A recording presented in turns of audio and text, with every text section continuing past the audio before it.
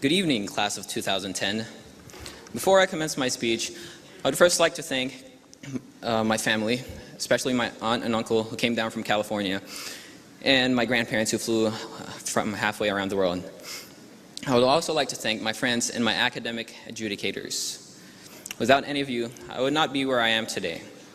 Thank you, because without your help, I would not have been given this chance to represent the class with a lengthy speech comprised of highly personal anecdotes, a chance I now plan to take full advantage of.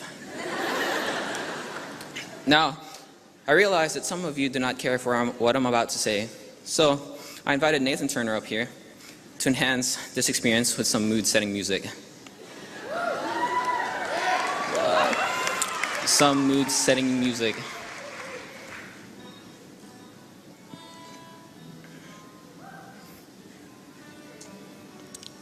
This should accommodate your ears so that as you get bored and zone in and out of listening to my speech, all you'll be able to hear is the soothing sound of the guitar.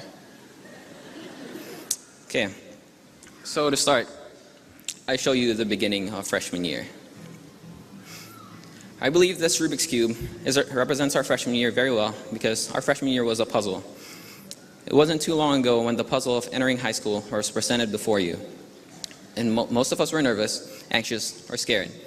And questions like, how am I going to fit in, filled our heads. And we became more concerned with what we wore and who we hung out with, and less concerned about who has more Pokemon cards. I don't know about that one.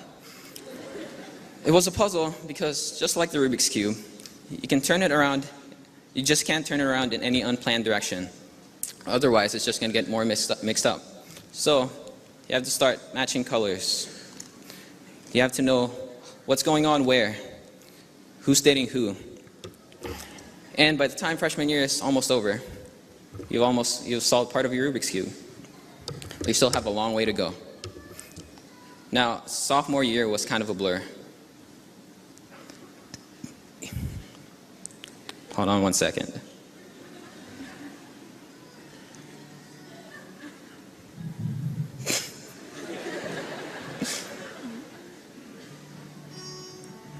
Okay, that works. Now, sophomore year was kind of a blur. You now know what's going on in high school, but you're still an underclassman, so there's nothing much going on. Time passed quickly, and everything was drowned out by the freshman's whine and the upperclassman's authority. So, when we piece all the parts of sophomore year together, it creates a rather hazy, fragmented memory that kind of feels like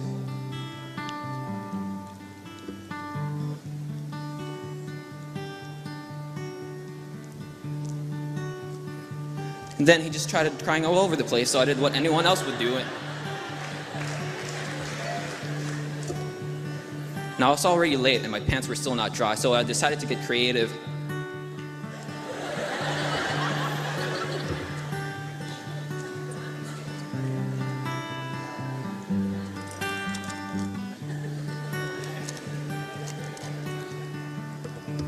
And thus, we coast through sophomore year, leaving ourselves to wonder what really happened. Yet we managed to solve more of the Rubik's Cube. And then junior year. You're finally an upperclassman, and you are now entitled to a lot more power to influence the school. You are becoming more of a leader than a follower, but you soon realize that it just gets much harder from here. More AP classes are available. The IB program begins. Coaches rely on you more. Underclassmen begin to look up to you, and you're finally allowed to go to prom.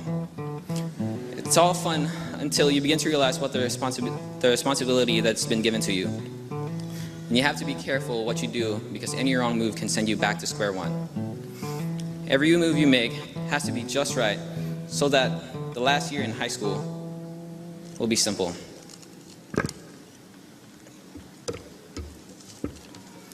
Now, if you've set it up right, senior year wouldn't be as complicated as your previous three, because most of you don't even have a fourth period.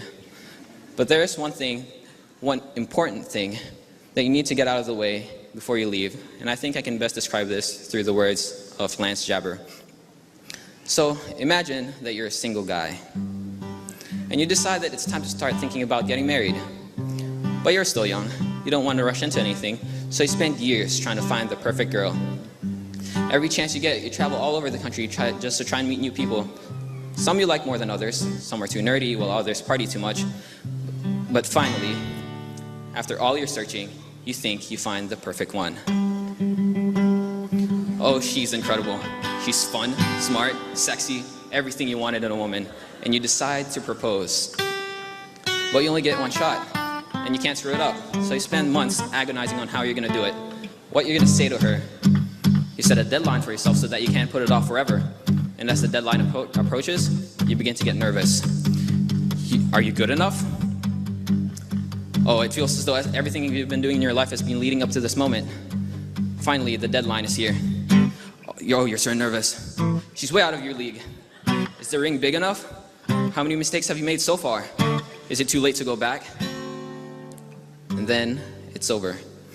You've submitted your proposal and there's nothing more you can do.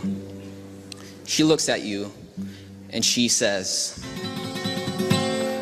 let me get back to you in like 4 months. That's pretty much what applying to college is like. And you know what? She'll probably say no.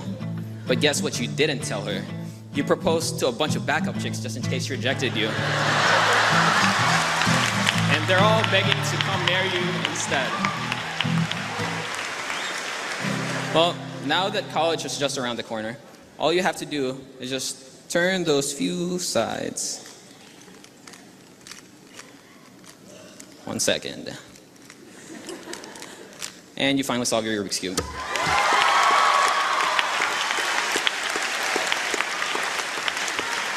So now it's time to say goodbye to high school and say hello to college.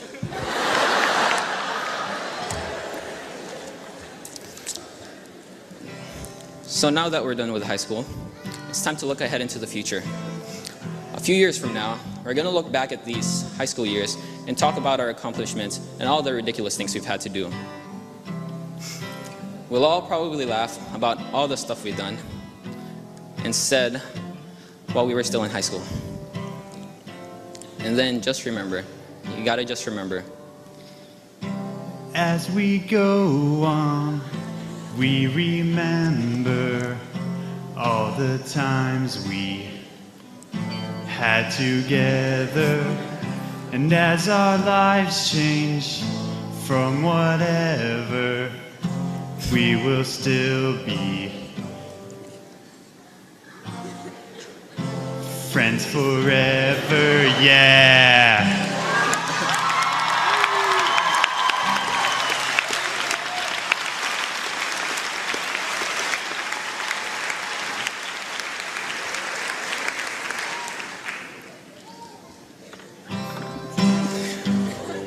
The only thing left to say now is congratulations to the West Hall High School class of 2010 and to those who helped us get here.